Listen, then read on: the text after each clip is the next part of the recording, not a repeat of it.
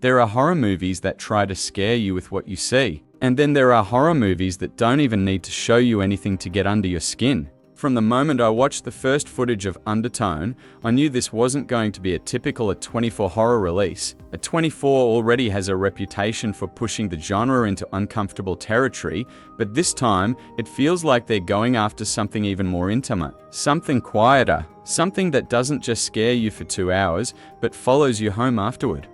Before we begin, would you please support me? Subscribing is free and very important to me. Please subscribe for better analysis and more videos.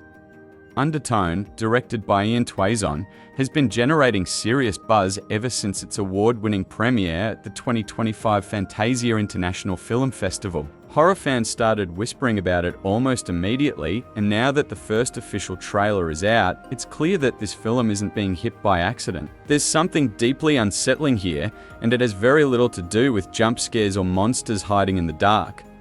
At the center of Undertone is Evie, played by Nina Kiri, who some of you may recognize from The Handmaid's Tale. Evie is a skeptical podcast host, the kind of person who doesn't easily believe in ghosts, spirits, or anything supernatural. She co-hosts a paranormal podcast alongside a believer, voiced by Chris Holden-Aide, creating a constant tension between logic and faith even before the horror truly begins.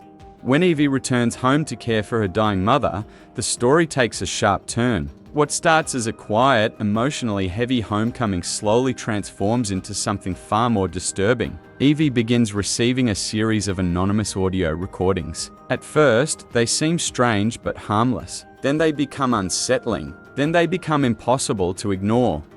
As Evie listens, fear creeps in. Paranoia sets in. The line between coincidence and something far darker starts to blur. And what makes this so effective is how personal it all feels. We're not watching a group of characters split up in a haunted house. We're locked into one woman's experience, listening to the same sounds she hears, processing the same confusion and dread in real time. One of the most fascinating creative decisions in Undertone is that Evie is the only character we ever see on screen. Everyone else exists purely as a voice. Podcast partners, phone calls, recordings, disembodied presences. That choice fundamentally changes how the film works. Instead of observing the horror from a distance, we're placed directly inside Evie's perspective. This isn't just a stylistic gimmick, it's the entire engine of the film's fear. Every unsettling sound, every pause, every whisper becomes something we share with her. And as the story unfolds, the audience doesn't just witness Evie unravel, we unravel with her.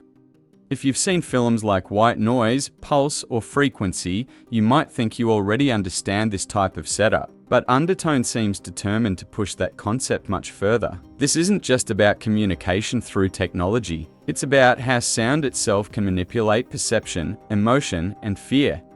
There's a reason sound design is one of the most powerful tools in horror. It's not just a cinematic trick, it's biology. Sudden loud noises trigger instinctive fear responses that go all the way back to our survival instincts as hunter-gatherers. Extended silence creates anxiety because the brain fills in the gaps. Discordant music unsettles us because it violates patterns we subconsciously expect. Undertone leans into all of this with surgical precision. The trailer gives us a taste of what's coming. Distorted children's rhymes that feel wrong in a way that's hard to explain. Whispers that don't sound entirely human. Long stretches of silence that feel heavier than any scream. Abrupt clashes of noise that hit you when you least expect them. What's important here is that the visuals aren't doing the heavy lifting. They support the experience, sure, but the real horror lives in the audio. And that's exactly why Undertone feels like a film that demands to be seen in a theater. A modern cinema sound system, especially one with high-quality surround audio, isn't just a bonus for this movie. It's essential. Those subtle sounds behind you, the barely audible tones creeping in from the sides, the way silence fills the room before everything explodes at once. That's where the fear lives. Watching Undertone on a phone or a basic TV setup without surround sound would fundamentally change the experience. You'd still understand the story, but you wouldn't feel it the same way. The fear wouldn't crawl under your skin in quite the same way. And for a film like this, that difference matters. There's also something quietly brilliant about how Undertone forces the audience to listen. Not just hear, but actively listen. In a world where horror often relies on visual overload, this film pulls you in by asking for your attention in a more intimate way. Miss a sound cue and you might miss something crucial. As someone who's watched countless horror films, I can tell you this approach feels risky, but it also feels confident. Ian Twazon and his team clearly understand exactly what kind of experience they're building. This isn't a movie trying to please everyone. It's a movie designed to haunt a very specific part of your brain. And honestly, that's what excites me the most. There's a growing sense that Undertone isn't just another horror release. It feels like an experiment in how fear works, how sound alone can tell a story, how isolation can be more terrifying than any monster reveal. If you're the kind of horror fan who pays attention to sound design, who appreciates atmosphere over cheap scares, this film should already be on your radar. And if you've ever watched a horror movie and thought, that sound just gave me chills, then Undertone might hit you harder than you expect.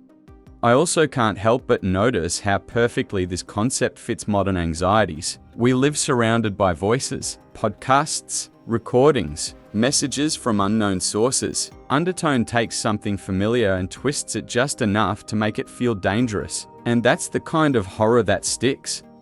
As the trailer fades out, what lingers isn't an image. It's a feeling, a tone, a sense that something is listening back. I'm genuinely curious how audiences will react once this film gets wider attention. Will people embrace a horror movie that asks them to listen more than watch? Or will it divide viewers who expect louder, flashier scares? Either way, Undertone feels like one of those films people will be talking about long after they leave the theater. And trust me, this is one of those times where how you watch it matters. If you get the chance to experience it in a proper theater, with the lights down and the sound turned all the way up, do it. That's where this movie is meant to live. If you've made it this far, you probably already know the kind of horror that stays with you isn't always the one that shows you the most. Sometimes it's the one that whispers. And Undertone sounds like it's whispering something you won't forget.